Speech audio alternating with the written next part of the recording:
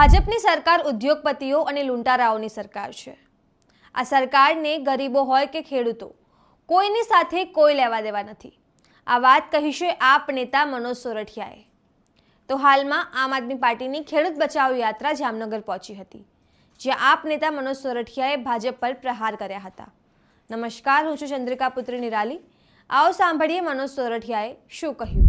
मारी माता बहनों माटे वंदन। पाछळथी एटलो जोरदार अवाज आवे छे ने अवडी मोटी संख्यामां अहींया उपस्थित छे बहनों माटे ताळीओ के आज राजनीतिक पार्टीनी आम आदमी पार्टी जेवी पार्टीनी सभामां आटली मोटी संख्यामां बहनों उपस्थित छे। आपने वंदन बहनों ने मने पूरो भरोसा छे के आम आदमी पार्टी जे रीते गुजरातनी अंदर आगळ वधी रही छे अने जे रीते आम आदमी पार्टीने लोकोनो प्रेम मळी रह्यो छे, गुजरातनी अंदर आवनार दिवसोमां आ जसापरनी सभा जे छे ए साबिती छे के आवनार दिवसोनी अंदर गुजरातमां परिवर्तन नक्की छे।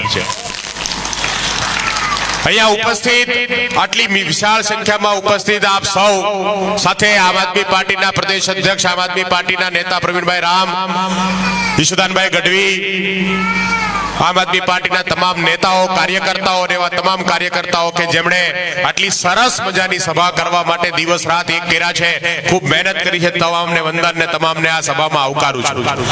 साथीओ, प्रश्नों तो अनेक छे, अमे कहीए एना करता वधारे तमे जाणो छो के प्रश्नों आपणी आसपास केटला छे। आ 30 वर्षथी जे सत्तामां सरकार छे ए 30 वर्षथी सरकारे गुजरातनी अंदर आपणने कंईक आप्युं होय तो ए पीड़ा सिवाय कांई नथुं, आपणे सौ जाणीए छीए अने એટલા માટે કદાચ આજે આપણે આમ આદમી પાર્ટીની આ સભામાં ઉપસ્થિત છીએ।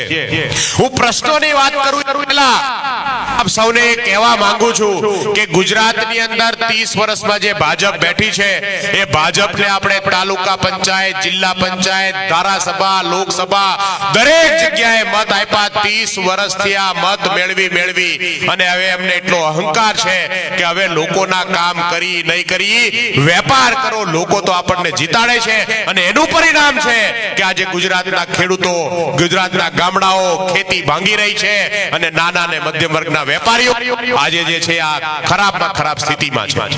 આજે સામાન્ય માણસે પોતાના બાળકો ડોક્ટર, એન્જિનિયર બનેના સપનાઓ છોડી દીધા છે। પહેલા એક સામાન્ય પરિવાર પોતાના બાળકને ભણાવવાના સપના સેવતા, એને ડોક્ટર, એન્જિનિયર બનાવવા માટે મહેનત કરતા।